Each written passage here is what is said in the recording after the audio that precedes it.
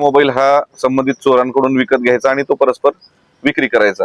आणि या सर्व चोरींमध्ये हा सुद्धा तेवढाच सहभागी असल्याचं दिसून आल्यावरून याला अटक करण्यात आलेली आहे। याचं पूर्वीच्या रेकॉर्डची माहिती आपण घेत आहोत। बाकी 2 आरोपींचा बऱ्यापैकी पूर्वीचा रेकॉर्ड आहे आणि सध्या ते तडीपार पण आहे। हा आता इनिशियली आपल्याला आता हा पहिलाच क्लू मिळालेला आहे। याच्या तपासातून अजून तसं काही निष्पन्न झालं तर त्या पुढील कारवाई निश्चित होईल। नाही, इतर ठिकाणचे सुद्धा याच्यामध्ये काही आहेत। सोलापूर शहरातलेच आहेत असं नाही, ग्रामीण भागातले सुद्धा आहेत, काही 1-2 विजापूरचे सुद्धा मोबाईल निघालेले आहेत। बऱ्यापैकी सोलापूर जिल्ह्यातले बऱ्यापैकी जास्तीत जास्त मोबाईल्स आहेत। ते गर्दीच्या ठिकाणी, यात्रेच्या ठिकाणी, गर्दीच्या ठिकाणी, बाजाराच्या ठिकाणी जाऊन परस्पर नकळत हे मोबाईल काढून घेणे आणि मग तिथून निघून जाणे अशा स्वरूपाच्या चोऱ्या करतात असं प्राथमिक दृष्ट्या दिसून येते। गुप्त बातमीदारामार्फत याची माहिती मिळाल्यावरून आपण त्यात वर्कआउट केलेलं आहे।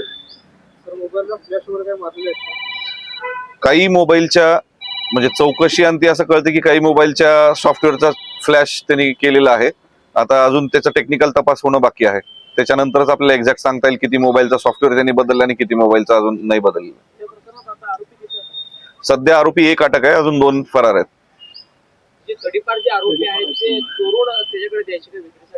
हा, तडीपारचे आरोपी हे चोरून त्याच्याकडे विक्रीसाठी द्यायचे आणि हा विक्री करायचा। सर, हे ज्यांचे मोबाईल आहेत त्यांना मी प्रक्रिया कशी असणार आहे, म्हणजे कसं हँडओव्हर करणार आपण?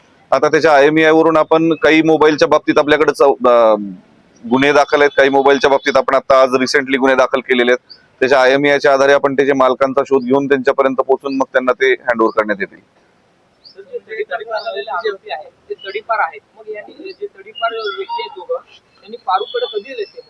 हे फारुककडे त्यांनी मोबाईल सप्टेंबर ते नोव्हेंबर या कालावधीत दिलेले आहेत आणि यांना तडीपार करण्यात आलेले आहे डिसेंबर महिन्यात।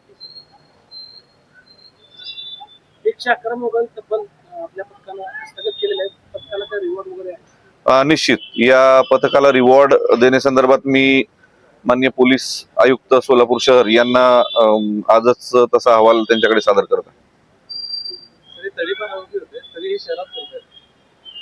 नाही, हे मोबाईल हे जे विकत घेतलेले आहेत हे साधारण सप्टेंबर, ऑक्टोबर आणि नोव्हेंबर या 3 महिन्यात विकत घेतलेले आहेत आणि हे तडीपार आरोपी तडीपार डिसेंबर मध्ये झालेले आहेत। त्याच्यामुळे तसं तर काही अजून निदर्शनास आलेलं नाही।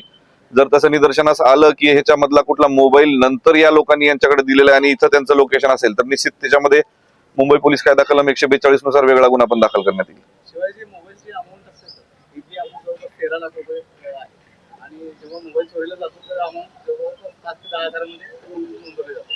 अमाऊंट 13 लाख नाही, असं काही नाही, 5 ते 10 हजार नोंदवली जाते अशातला भाग नाही।